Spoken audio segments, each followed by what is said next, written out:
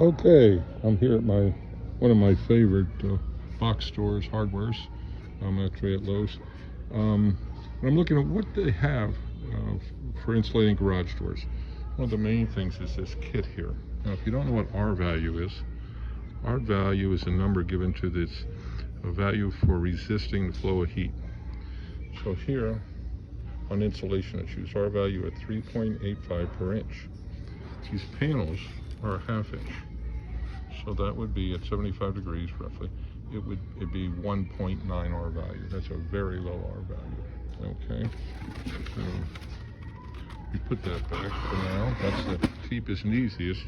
But if you're going to do this, you really want to make it worth your value. So we come over here, and this shit looks very interesting. It's made with an EPS insulation foam board. I'll get back. It's a 4x8 sheet. Very light, very light. With my fingers.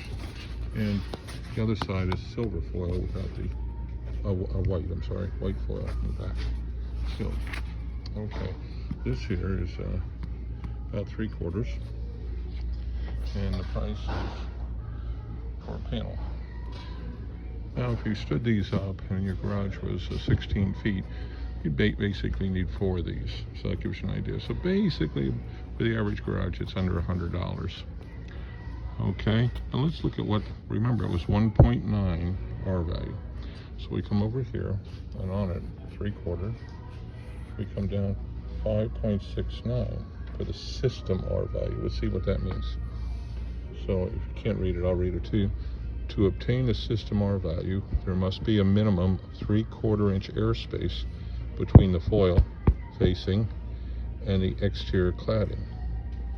R means resistance to heat flow. The higher the R value, the greater the insulation power. So, to put this in the garage, this would go on the inside of the garage door, obviously. This would go against the door, flipped over. You would have pure white then on the inside. And if you have a space for about 3/4 of an inch, which is about what will come out, then you would have an R value equivalent to 5.69. Great value for this pricing. So that is an EPS foil back sheet. It gives you that system value because this reflects back radiant heat, and the airspace, if it's closed up, air isn't moving through it per se, between the door and this foil on this side, gives you more R. So that's how you come up with that number. Excellent. Now what would we put that on with? If you're sensitive to the white, this is what the inside of your garage would look like. You could use white duct tape. If you're not that particular, the real best is, to me, I think, is having the silver foil tape. And I think they have that here. I'll go look. But anyway, check that out. Now, you say, hey, how would I get that home? Some Lowe's or Home Depots will deliver. I don't think this one does. I'm pretty sure of it. But it's not a big problem. If you have a razor knife, this thing is light as a feather. You put your 4 or 5 sheets on the cart, go out in the parking lot while it's on the cart, measure up, have a stick or something, measure. Let's say, if you measured the inside of the panels on your garage, you'd probably do around 2 feet, I don't know, 18 inches. You mark it and take a razor knife and cut it across it, and it breaks. Easily put it in any car for the 10 minutes of work. When I was here earlier, I was talking to a gentleman here who works here, and he was saying he used one of these kits that I showed you. And he said it was basically a waste of money. It might have got him another degree or 2. It did get him sound deadening, so he didn't hear the golf carts going by so much. This one is even more dense, and it'll do even better, definitely in the temperature-wise.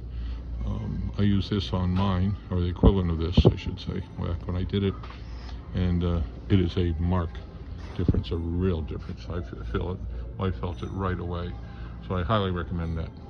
Now let me see where I can find the tape for you, then I'll show you how we're going to do it. Again, I'll get back. EPS insulation foam board, and this is a 3/4 inch here, the price is there, and that gives you the item number at Lowe's. Okay. Okay, here's the foil tape. It's in the same aisle over here. Oh, by the way, once you put this in, if you want to spray, put a little foam in corners, that's up to you. With mine, I didn't bother, but again, it's up to you. This is the tape, foil tape. You peel the paper off the back and you cover the seams and all with that on. I'll show you how that comes out. Easy stuff to work with. I like it a lot. Basically did all the seams in the corners, and that held the panels in place. Or if you had to make a panel out of pieces you had left over, no problem, that holds it in place. You don't have to do the glue to the door, or if you ever want to remove it or something like that, there's no problem.